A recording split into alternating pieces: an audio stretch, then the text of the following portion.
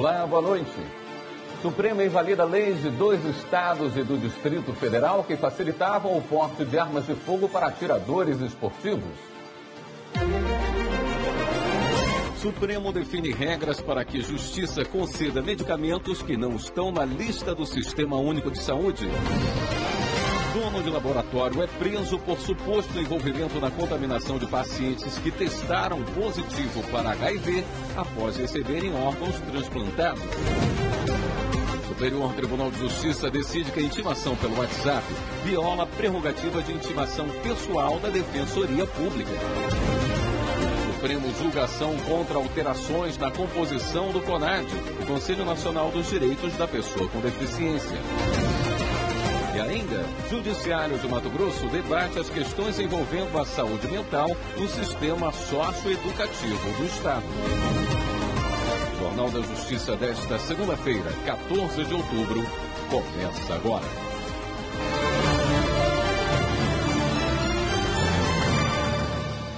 O Supremo Tribunal Federal invalidou leis de 2 estados e do Distrito Federal que facilitavam o porte de armas de fogo para atiradores esportivos. Em decisão unânime, os ministros entenderam que cabe à União a competência para editar leis sobre o assunto. Amanda Mustafa tem as informações. O julgamento foi no plenário virtual. Os ministros derrubaram leis dos estados de Rondônia, de Alagoas e do Distrito Federal que permitiam o porte de armas para atiradores esportivos sem a necessidade de registro específico. Em todos os casos, as normas justificavam o porte de armas por conta do risco da atividade exercida e da efetiva necessidade, que é um dos requisitos para atiradores solicitarem o porte à Polícia Federal apenas com a apresentação do CAC, o certificado de registro como colecionador, atirador desportivo ou caçador. As 4 ações questionando a constitucionalidade das leis estaduais foram apresentadas ao Supremo pelos partidos PSOL, PSB e pela União.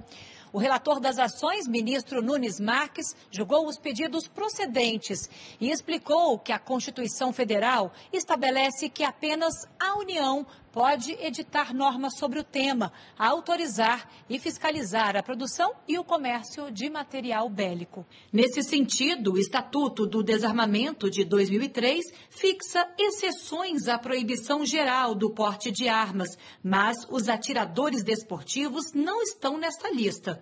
O ministro também ressaltou que as leis estaduais criavam uma presunção automática da necessidade de porte de armas para atiradores desportivos, o que, segundo Nunes Marques, diz respeito à legislação federal que exige uma análise mais criteriosa. Também no plenário virtual da Corte está em julgamento uma ação contra decretos federais que alteraram a composição do CONAD, Conselho Nacional dos Direitos da Pessoa com Deficiência. Evelyn Araújo. A ação no Supremo foi apresentada pela Federação Brasileira das Associações de Síndrome de Down. A entidade alega que os 2 decretos federais que alteram a composição do Conselho Nacional da Pessoa com Deficiência prejudicam a participação da sociedade no CONAD.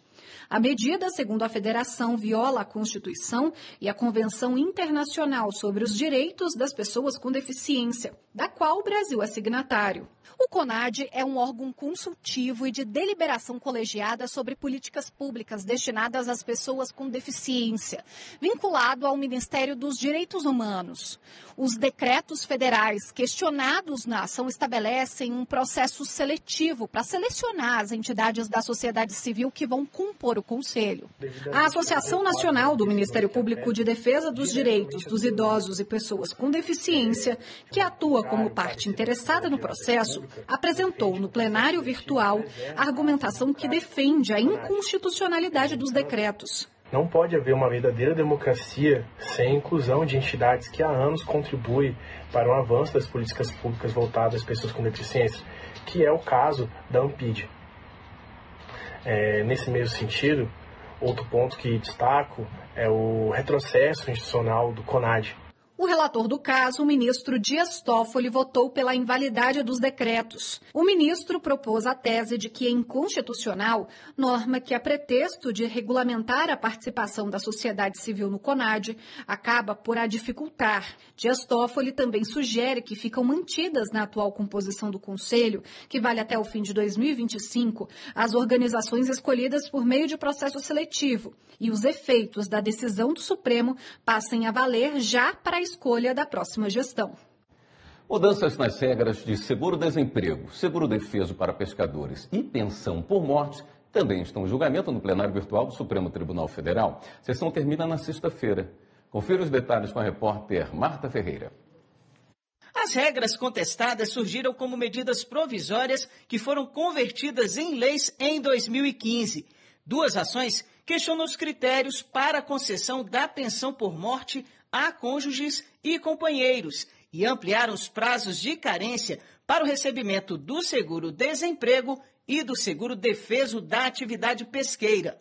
Antigamente, um trabalhador demitido sem justa causa podia receber seguro-desemprego caso tivesse recebido salários em cada um dos 6 meses imediatamente anteriores à data da demissão. Agora tem que comprovar 1 ano de trabalho nos 18 meses que antecedem a dispensa. Quanto à pensão por morte, antes não existiam prazos de carência. Com as novas regras, o benefício só é pago por mais de 4 meses se o relacionamento tiver durado pelo menos 2 anos, exceto em casos de mortes decorrentes de doenças do trabalho ou acidentes. O seguro-defeso, que é pago a pescadores durante o período de proibição da pesca, também passou a ter limite de tempo, sendo concedido por um período máximo de 3 a 5 meses. As ações foram propostas pelos partidos Solidariedade e Cidadania. Um dos argumentos é de que as normas teriam violado a segurança jurídica, a proibição do retrocesso social e a gestão democrática da Seguridade Social. Alegam ainda que as mudanças aconteceram sem qualquer compensação e que nenhum benefício pode ser reduzido sem diminuição na respectiva contribuição. Os 2 processos foram levados para julgamento em sessão no plenário virtual, sob a relatoria do ministro Dias Toffoli. Com relação ao seguro-desemprego, o relator entendeu que as mudanças foram proporcionais e razoáveis, considerando os objetivos buscados. Sobre as regras da pensão por morte, Toffoli afirmou que as modificações estão alinhadas com as práticas internacionais.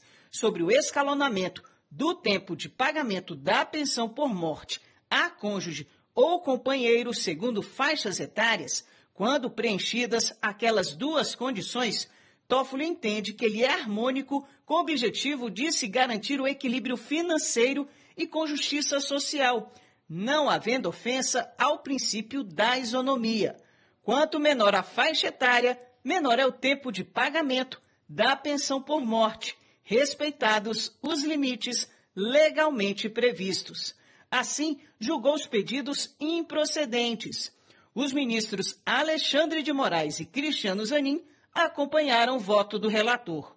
O prazo para os demais ministros votarem termina na sexta-feira. E o Supremo definiu as regras para que a Justiça conceda medicamentos que não estão na lista do Sistema Único de Saúde. O juiz só poderá determinar o fornecimento ao paciente em casos excepcionais. Acompanhe na reportagem de Viviane Novaes. Gabriela, de 22 anos, tem epilepsia de difícil controle, autismo, lesão cerebral e déficit cognitivo. Só para tratar a epilepsia, ela usa 4 medicamentos. O pai, Adalberto Schumann, diz que a qualidade de vida da Gabriela melhorou muito com o uso de um produto importado, o canabidiol. As crises se tornaram menos intensas e menos frequentes. Antes de nós iniciarmos o tratamento com o canabidiol, que é o CBD, ela tinha 30 crises fortes durante o dia. Hoje ela tem em torno de 20 crises, mas são pequenas crises, dentro do quadro que ela tinha anterior ao CBD. O canabidiol não faz parte da lista do Sistema Único de Saúde. A família pede na Justiça que o SUS forneça o medicamento. O custo é de $300 por mês, o equivalente a mais de R$ 1.600. A medicação da Gabriela, o que mais pesa é essa questão do CBD, por conta dessa questão da variável do valor, né? O pedido de remédios fora da lista do SUS é uma das ações mais comuns no país na área médica e contribui para a chamada judicialização da saúde. No Supremo Tribunal Federal, o caso de um paciente do Rio Grande do Norte levou à seguinte discussão: o Estado é obrigado a fornecer um medicamento quando a pessoa não tem condições de pagar por ele? O STF decidiu como regra que a Justiça não pode determinar que o Estado forneça remédio que não esteja na lista oficial do Sistema Único de Saúde, independentemente do preço. Mas estabeleceu os casos excepcionais em que o juiz pode conceder o medicamento registrado na Agência Nacional de Vigilância Sanitária. O autor da ação judicial deve comprovar, por exemplo, que não tem recursos financeiros para comprar o remédio e que o produto não pode ser substituído por outro da lista do SUS. Deve demonstrar também que a eficácia do medicamento se baseia em evidências científicas e que o uso dele é imprescindível para o tratamento. Segundo a advogada Kênia Amaral, as regras para a concessão de medicamento pela Justiça ficaram mais rigorosas e, ao mesmo tempo, mais seguras. Eu creio que vai dar mais segurança às decisões de primeiro grau, porque quando uma ação chegar no primeiro grau, o juiz de primeiro grau vai poder contar, para ele poder dar uma decisão favorável, ele vai ter que contar com o apoio dos núcleos de apoio técnico do judiciário, os NATJUS, que vão ter uma pessoa com expertise para verificar se aquele medicamento realmente é efetivo para aquela doença ou não. Então vai ficar mais seguro, ele não vai precisar contar apenas com o laudo médico do médico que assiste o paciente. A seguir a gente fala sobre a votação no segundo turno das eleições municipais. E ainda, para o STJ, a intimação pelo WhatsApp viola a prerrogativa de intimação pessoal da Defensoria Pública. Os detalhes já já.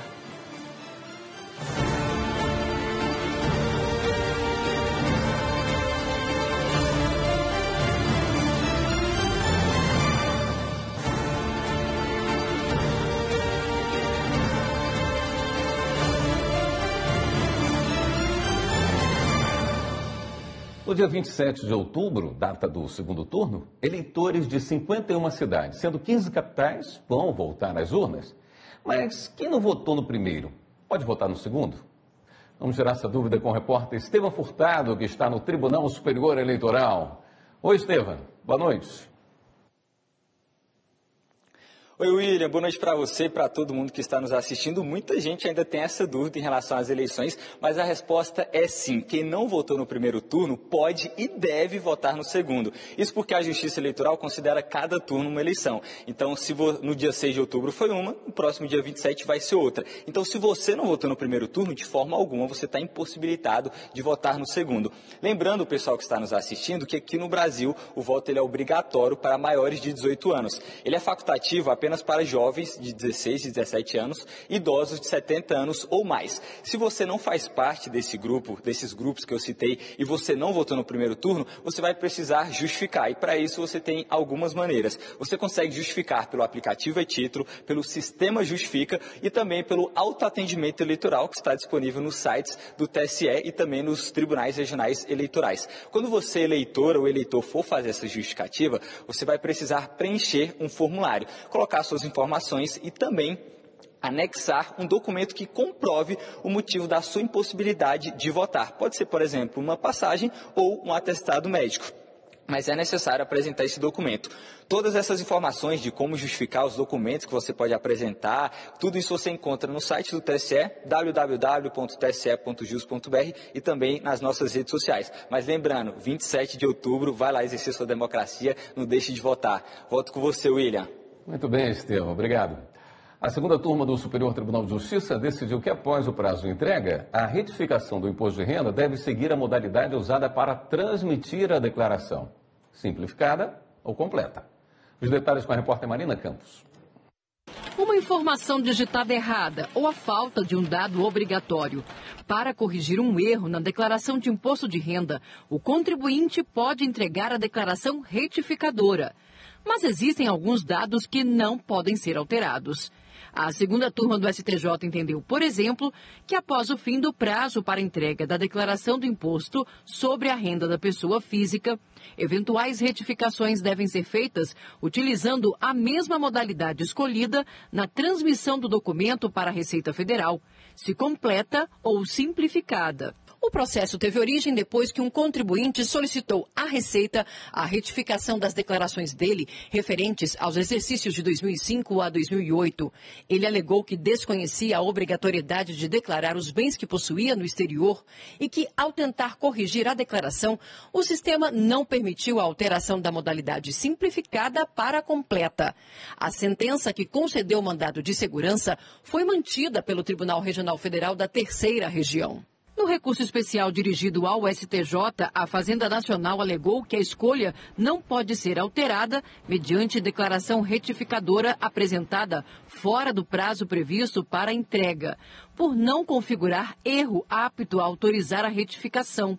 O relator do recurso, o ministro Afrânio Vilela, destacou que o erro passível de retificação não se refere à troca de modalidade de declaração, mas sim a aspectos como a identificação do sujeito passivo, a alíquota aplicável, os documentos relativos ao pagamento ou o cálculo do montante devido.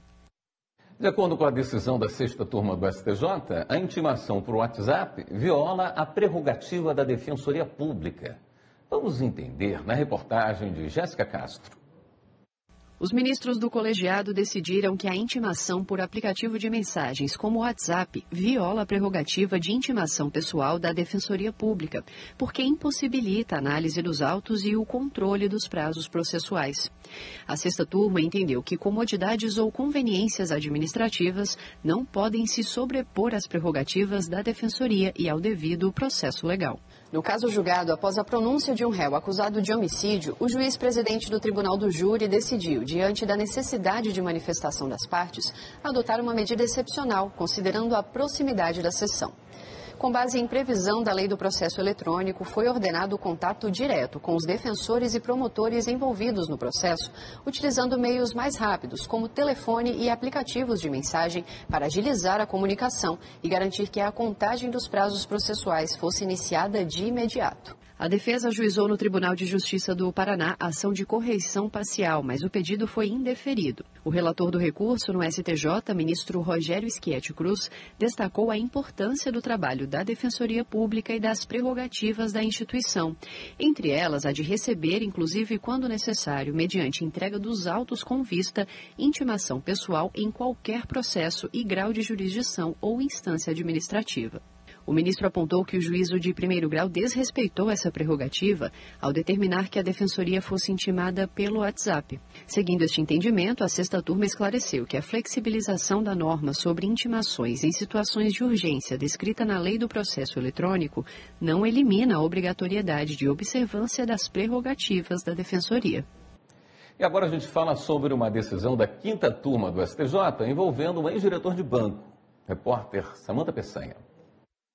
A quinta turma do Superior Tribunal de Justiça deu parcial provimento ao recurso em habeas corpus de um ex-diretor jurídico do Banco Máxima, antigo Banco Master, acusado de crimes contra o sistema financeiro nacional.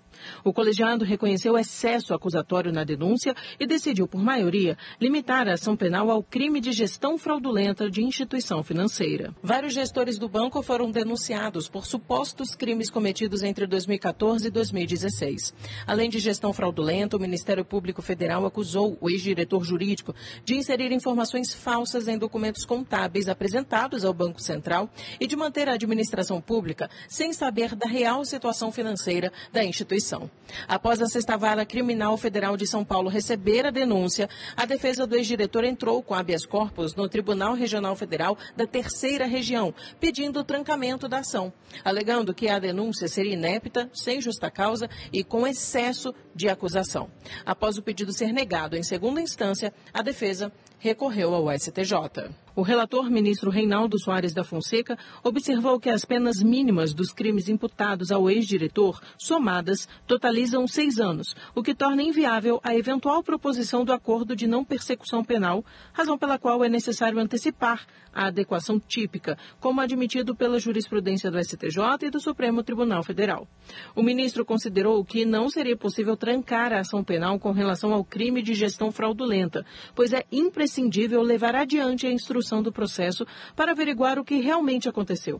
Para o relator, deve prevalecer neste momento processual apenas a imputação pelo crime do artigo 4º da lei que define os crimes contra o sistema financeiro nacional, ressalvando a possibilidade de punição pelos crimes dos artigos 6º e 10º apenas em caso de não comprovação da gestão fraudulenta.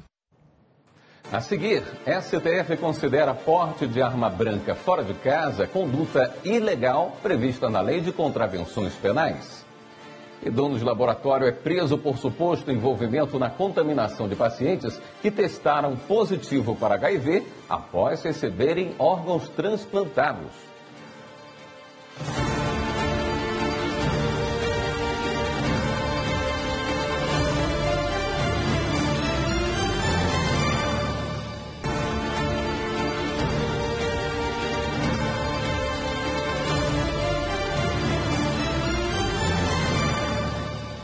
O plenário do STF considerou que o porte de arma branca fora de casa é uma conduta ilegal prevista na Lei de Contravenções Penais, que prevê pena se houver potencial de causar agressões. A decisão foi majoritária. Amanda Mustafa tem as informações. A decisão foi tomada durante o julgamento de recurso do caso de um homem condenado ao pagamento de multa por contravenção. Segundo o processo, ele tinha o hábito de portar uma faca de cozinha e ficar em frente a uma padaria pedindo dinheiro e se tornava agressivo quando não era atendido. A Defensoria Pública de São Paulo recorreu da condenação, argumentando que a conduta só poderia ser considerada criminosa se o dispositivo da Lei de Contravenções Penais, que trata da licença da autoridade, já tivesse sido regulamentado em relação às armas brancas. Durante o julgamento, prevaleceu o voto do ministro Alexandre de Moraes, de que a lei continua válida. Para o ministro, em cada caso, o juiz deve analisar a intenção da pessoa ao portar o objeto. Com o julgamento do recurso, foi fixada a tese de repercussão geral, que deve ser aplicada em casos similares. Polícia Federal, Banco Central e Febraban intensificam fiscalização de saques no segundo turno das eleições. Deputado estadual é alvo de operação contra fraude em licitações, corrupção e lavagem de dinheiro. E sócio de laboratório é preso por suspeita de envolvimento em contaminação de pacientes pelo HIV. Confira. A Polícia Civil do Rio de Janeiro prendeu hoje um dos sócios do Laboratório de Análises Clínicas PCS Lab Saleme, em Nova Iguaçu. A operação foi na investigação de pacientes transplantados que foram infectados por HIV após receberem doação dos órgãos. Walter Vieira é apontado pelo governo como um dos suspeitos de envolvimento dos resultados. O Ministério Público abriu um inquérito para apurar a contaminação dos pacientes. O PCS Lab Saleme era contratado pela Fundação Saúde do Estado do Rio, vinculado à Secretaria Estadual de Saúde. Os envolvidos são investigados por crime contra as relações de consumo, associação criminosa, falsidade ideológica, falsificação de documento particular e infração sanitária. Polícia Federal, Ministério Público e Receita Federal fazem operação para apurar crimes de organização criminosa, fraudes em licitações, corrupção ativa e passiva, peculato e lavagem de dinheiro. Entre os alvos está o deputado estadual Tiago Rangel, do Partido da Mulher Brasileira. As investigações revelaram um esquema criminoso de contratações diretas por meio de dispensa fraudulenta de licitação de empresas ligadas ao parlamentar. Polícia Federal, Banco Central e Federação Brasileira de Bancos intensificam a vigilância para prevenir e reprimir utilização ilícita de saque no segundo turno das eleições, no próximo dia 27 de outubro. A medida vem após a apreensão de montantes vultosos de dinheiro em espécie por suspeita de compra de votos no primeiro turno das eleições deste ano. A PF apreendeu 33 milhões de reais em espécie na campanha eleitoral deste ano. O Banco Santander foi condenado por negar um financiamento a um cliente com HIV. A Justiça destacou a falha na prestação do serviço, o que justificou a indenização por danos morais. Repórter Pablo Lemos. O cliente é correntista do Santander e tinha conseguido um crédito de R$70 mil para comprar um apartamento. A aprovação foi com base no histórico financeiro dele. Mas uma outra análise interna embarreirou o sonho do imóvel. Por causa da declaração pessoal de saúde verificada pela seguradora, o banco se recusou a prosseguir com o trâmite, porque o contratante tem HIV. O banco defendeu no processo que o financiamento foi negado por causa de uma dívida do cliente no valor de R$200 inscrita no Serasa. E disse que isso já seria o suficiente para provar que a recusa do crédito não foi por motivo discriminatório. Mas a Justiça verificou que o banco tinha conhecimento da condição financeira e da restrição do correntista antes mesmo da aprovação do novo crédito.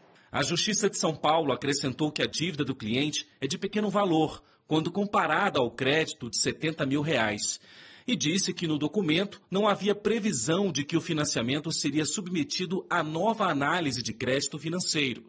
E destacou que não bastasse a preocupação com a própria saúde, a fim de evitar complicações que supostamente poderiam ser agravadas pelo vírus, é lamentável que o autor também tenha de enfrentar discriminações e preconceitos atrelados à doença. A decisão ainda ressaltou que cabe ao Judiciário reprovar e coibir essas práticas discriminatórias, que se demonstram ainda mais graves quando adotadas pelo fornecedor em uma relação de consumo. O Santander foi condenado a indenizar o cliente em R$20 mil por danos morais, e o processo foi extinto.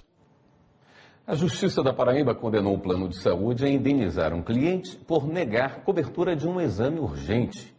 Anderson Arcoverde tem as informações. O caso foi analisado pela terceira Câmara Civil do Tribunal de Justiça da Paraíba. Segundo o processo, o paciente tinha dores abdominais e precisava fazer um exame de urgência para definir o tratamento. O pedido, no entanto, foi negado pela operadora do plano de saúde e o cliente teve de recorrer à Justiça. O plano demorou quase 20 dias para realizar o exame.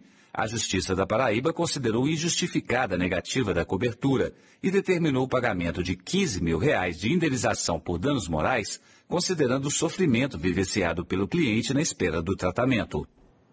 E em Mato Grosso, o Judiciário fez um seminário para discutir a questão da saúde mental no sistema socioeducativo.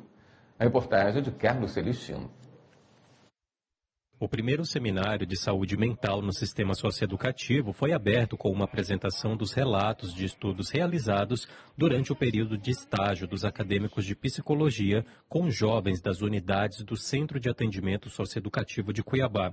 O professor enfatizou que a parceria da faculdade com o Grupo de Monitoramento e Fiscalização do Sistema Carcerário e Socioeducativo, GMF, proporcionou excelentes resultados no processo de formação dos acadêmicos. Eles saem de lá sensibilizados, eles saem de lá abertos ao trabalho com essa população, aberto não só ao estudo, mas ao aprendizado das políticas públicas que estejam relacionadas a essa população que está em vulnerabilidade social. O evento foi realizado no plenário 1 do Tribunal de Justiça de Mato Grosso, com a presença de especialistas em educação, acadêmicos e profissionais de psicologia, serviço social e demais profissionais da segurança pública.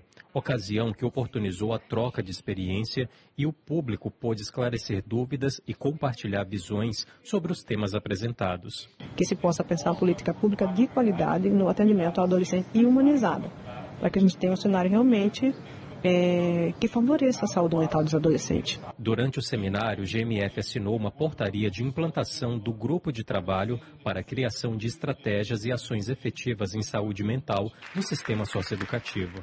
Está alinhado com as políticas do CNJ, está alinhado com o Estatuto da Criança e do Adolescente, com a lei do SINASE, que traz as diretrizes para a execução de cumprimento de medida socioeducativa, e também com a lei do PNAE-SARE, que é a política de atendimento integral à saúde do adolescente, em atendimento de medida socioeducativa.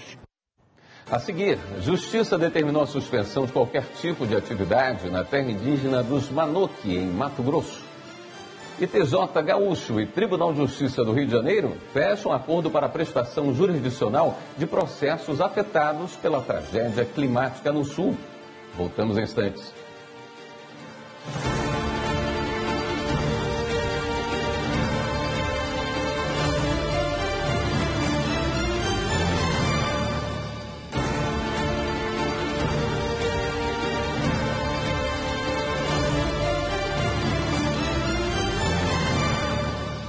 O Tribunal de Justiça do Rio Grande do Sul e o Tribunal de Justiça do Rio de Janeiro assinaram um termo de cooperação para a prestação jurisdicional de processos afetados pela tragédia climática do Estado. A reportagem é de Mauro Vercoiser. O objetivo é unir esforços para a prática de atos processuais e garantir o tratamento adequado dos processos afetados pelas enchentes no Estado. O termo de cooperação atende à Recomendação 152/2024 do CNJ. A coordenação do acordo está sob a responsabilidade do Núcleo de Cooperação do TJRS. A juíza corregedora Adriane Matos Figueiredo destaca como ficou definida a participação de outros tribunais neste momento. Nós estamos em tratativas para uma nova cooperação judiciária, dessa vez com o Tribunal de Justiça de Minas Gerais. Também no sentido de auxiliar nessas audiências, porque, como eu falei, o quantitativo é muito grande, né, de audiências. E também estamos em contato com o Roraima e com o FONAGE, que é o Fórum Nacional dos Juizados Especiais. Esses dois já numa cooperação mais voltada para os juizados especiais fazendários. O trabalho dos magistrados voluntários do Rio de Janeiro vai ser realizado de forma online, com agendamento entre um servidor do foro local da comarca gaúcha e os magistrados cariocas. Foram, então, obtidos nomes de 62 magistrados do Rio de Janeiro dispostos a colaborar conosco e 11 desembargadores para compor também como vogais nos julgamentos aqui do Tribunal de Justiça. E a partir disso, então, nós criamos um núcleo de justiça 4.0 de audiências referentes à enchente de 2024. E agora nós estamos na fase, então, de fazer o levantamento das comarcas e linkar com algum magistrado do Rio de Janeiro. O Tribunal Superior do Trabalho rejeitou o recurso de uma ex-empregada da Petrobras que pediu para ser reintegrada ao trabalho. Ela foi demitida durante o afastamento previdenciário. O colegiado entendeu que a garantia provisória de emprego, mesmo no cumprimento de licença médica, não impede a rescisão contratual por justa causa. Repórter Rocine Gomes. A demissão por justa causa veio após a Petrobras constatar que a trabalhadora tinha apresentado recibos superfaturados de mensalidades escolares, ao pedir o reembolso de benefício educacional. Na ação trabalhista, a mulher argumentou que a Petrobras não havia aplicado a mesma penalidade em casos semelhantes. Por isso, pediu uma antecipação de tutela para ser reintegrada de forma imediata, enquanto o processo corria. O juízo de primeiro grau concordou e a Petrobras entrou com um mandado de segurança no Tribunal Regional do Trabalho da Terceira Região, em Minas Gerais. O TRT manteve a reintegração, por entender que a penalidade aplicada pela empresa não era proporcional à falta cometida. Ainda segundo o regional, o contrato de trabalho estava suspenso em razão de licença-saúde no momento da dispensa. O caso chegou ao Tribunal Superior do Trabalho e ficou sob a relatoria do ministro Amaury Rodrigues, na seção 2 de dissídios individuais. O magistrado explicou que, por mais que ocorra a suspensão do contrato de trabalho durante o período do benefício previdenciário, o vínculo permanece íntegro, de modo que não há impedimento para a rescisão contratual por justa causa. A decisão foi acompanhada pelo colegiado de forma unânime. O caso transitou em julgado. A pedido do Ministério Público Federal, a Justiça determinou a suspensão de qualquer tipo de atividade na terra indígena dos Manuque, em Mato Grosso. Márcio Fontinelli. O Tribunal Regional Federal da Primeira Região decidiu manter a decisão inicial da Justiça de Mato Grosso de suspender qualquer atividade da Associação dos Produtores Rurais Unidos de Santa Maria nas terras indígenas dos Manuque. A demarcação do território está em discussão desde 2013. Mais um estudo feito pelo MPF mostra que desde 2008 a exploração da área tem aumentado sem parar. Além do fim das atividades ilegais, os procuradores responsáveis pela ação pedem que a FUNAI e o governo federal finalizem de vez o processo de demarcação de terras em Mato Grosso.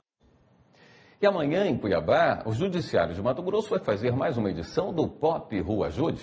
Serão oferecidos vários serviços às pessoas em situação de vulnerabilidade. Quem tem os detalhes é a repórter Luana Dalbian.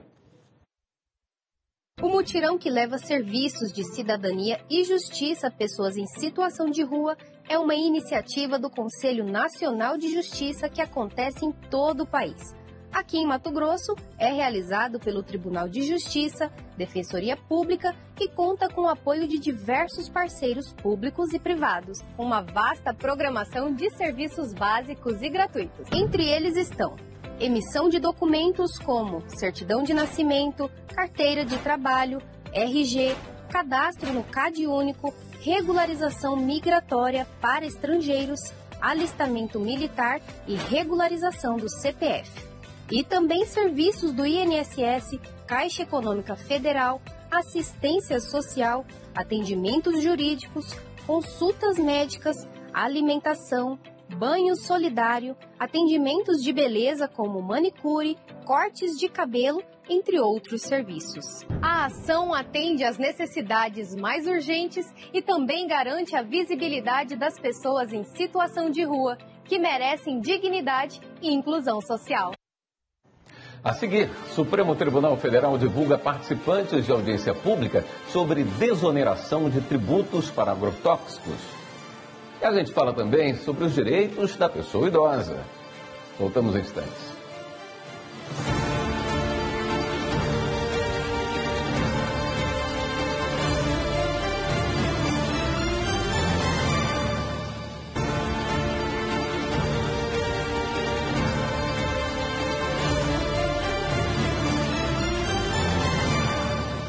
O Ministério Público Federal apresentou à Justiça denúncia contra um grupo acusado de desmatamento ilegal e incêndio criminoso na região de Boca do Acre, no Amazonas. Márcio Fontinelli.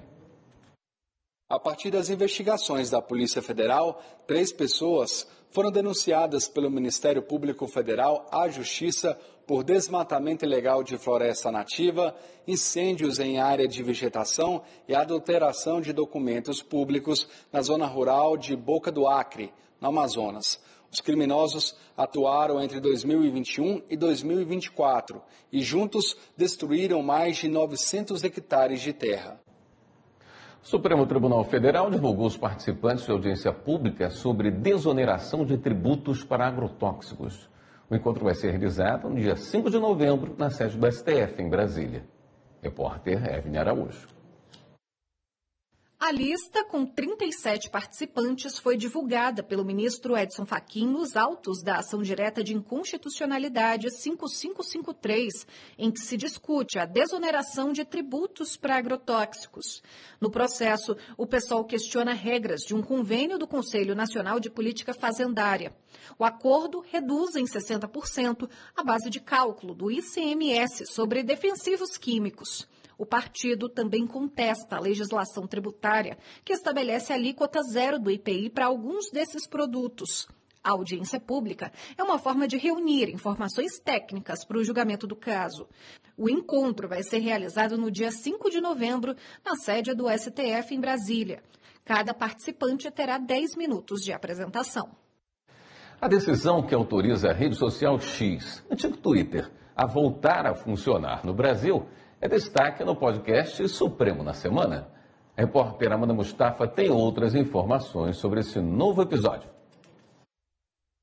No podcast Supremo na Semana, são comentadas as principais decisões do STF, como a autorização para o retorno das atividades do X, que ocorreu depois que a empresa cumpriu todas as determinações judiciais e teve a concordância da Procuradoria-Geral da República. Hanna Gomes explica. É importante dizer que quando se tem uma decisão judicial, ela deve ser cumprida na íntegra, para que aquele direito perseguido pela parte possa ser deferido, autorizado pelo magistrado, pelo juiz da causa. Aqui, no caso, tinha uma série de determinações que foram cumpridas aos poucos, né? Inclusive a parte até apresentando uma certa resistência, e por isso houve a decisão judicial de manter o desbloqueio. Mas com o cumprimento integral das condições, das imposições que o ministro colocou na ação, houve aí o desbloqueio e agora a gente espera o pleno funcionamento da rede a partir da liberação pela Anatel. O programa também aborda a decisão da segunda turma que revogou a prisão e encerrou uma ação penal instaurada contra um homem acusado de roubar uma loja. Por unanimidade, os ministros entenderam que a acusação, baseada apenas na identificação do acusado em um álbum de fotos apresentado pela polícia, teria que ser reforçada por outras provas. Revejam essas e outras decisões no podcast Supremo na Semana, disponível em vídeo no YouTube do STF e em áudio nos aplicativos de podcast. No início do mês foi celebrado o Dia Internacional da Pessoa Idosa. A data relembra a necessidade de cuidado, respeito e proteção integral à população que mais cresce no mundo. Confira as prioridades asseguradas a essas pessoas. A reportagem de Paulo Marcon. Os idosos representam 15,8% da população brasileira, de acordo com o censo do IBGE de 2022. Em 1980, o país tinha apenas 6,1% de habitantes com 60 anos ou mais de idade. A longevidade é uma conquista, mas também é um desafio para que essa fase seja desfrutada com qualidade de vida. E para assegurar os direitos dessas pessoas, o Poder Judiciário do Rio Grande do Sul atua em outras frentes, além da prioridade na tramitação de processos. Uma das iniciativas é o Comitê Interinstitucional de Defesa e Proteção da Pessoa Idosa, que realiza reuniões mensais. Uma das principais pautas é o fortalecimento de uma rede de apoio e proteção para os idosos mais vulneráveis, especialmente no combate à violência e ao abandono. Temos debatido recentemente direitos em geral dos idosos, a efetivação de políticas públicas. No Sejusc 60+, eles podem resolver com agilidade questões relacionadas a dívidas, abandono, litígios familiares, problemas com vizinhos e violência doméstica, através da conciliação ou mediação. Esse é o caso da Dona Maria Antônia, que esteve no Foro do Partenon buscando atendimento. Eu venho buscar o direito de eu ter cancelamento das cobranças que eles fazem devidas. Coisas que não estão no meu plano da telefone que eles me cobram. Ela foi até o Sejusc 60+, apresentou o seu problema e em uma semana teve a sessão de conciliação online realizada.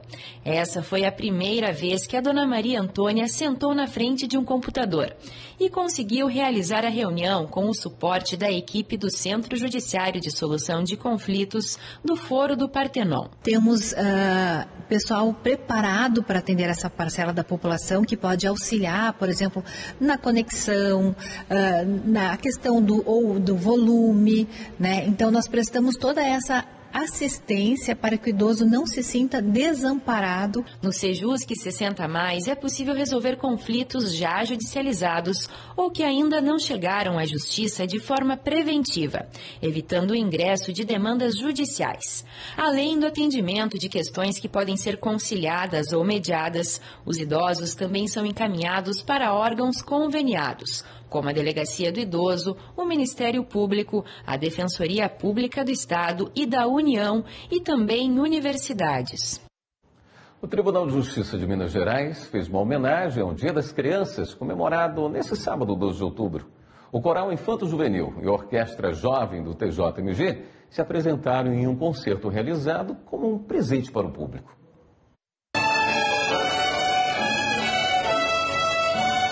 O intervalo cultural desta semana lotou a entrada do Tribunal de Justiça de Minas Gerais. As pessoas pararam para assistir à apresentação do Coral Infanto Juvenil e da Orquestra Jovem do TJMG.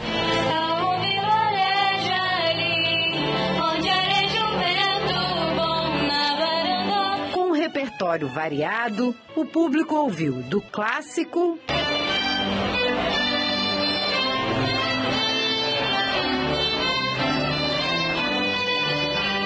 Hotel Popular.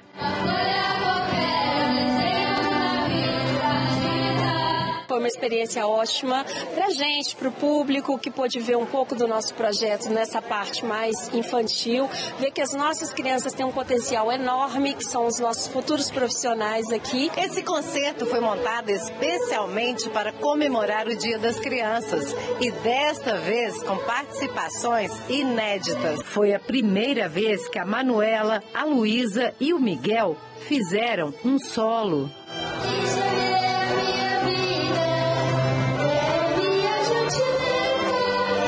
O Miguel chegou a tremer de tanta emoção. Tremendo até agora, mas eu acho que as pessoas acharam legal, então eu tô feliz.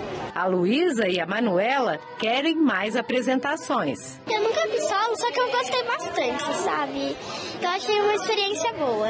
Essa foi a primeira apresentação também da Larissa, que entrou para a orquestra neste ano. Seja a primeira de muitas, que eu gosto muito de música, o pessoal ajuda bastante a gente não ficar tão nervoso, mas acaba que às vezes ainda tem aquela ansiedade com medo de dar errado, mas deu tudo certo. E quem agradeceu foi o público. Acho lindo, porque dá a oportunidade de mais gente ver, né? O trabalho que o TJ faz com essas crianças, né? Tira muita criança da rua. Ela tem razão. O Coral Infanto Juvenil e a Orquestra Jovem do TJMG fazem parte de um programa voltado principalmente para crianças e jovens em situação de vulnerabilidade social. O superintendente do programa, o desembargador Wagner Wilson, assistiu ao concerto com orgulho. Uma homenagem para as crianças de Belo Horizonte, uma homenagem para as crianças do nosso programa. E ele deu uma boa notícia. A nova sede do coral na Praça da Liberdade vai começar a ser ocupada ainda neste ano. Vai demorar aí, eu acredito que um ano e meio, mas a gente vai já ocupar a partir de 60 dias. A gente está fazendo uma reforma rápida para começar a ocupar o espaço lá. Esta edição do Jornal da Justiça fica por aqui. Um bom início de semana para você. Até amanhã.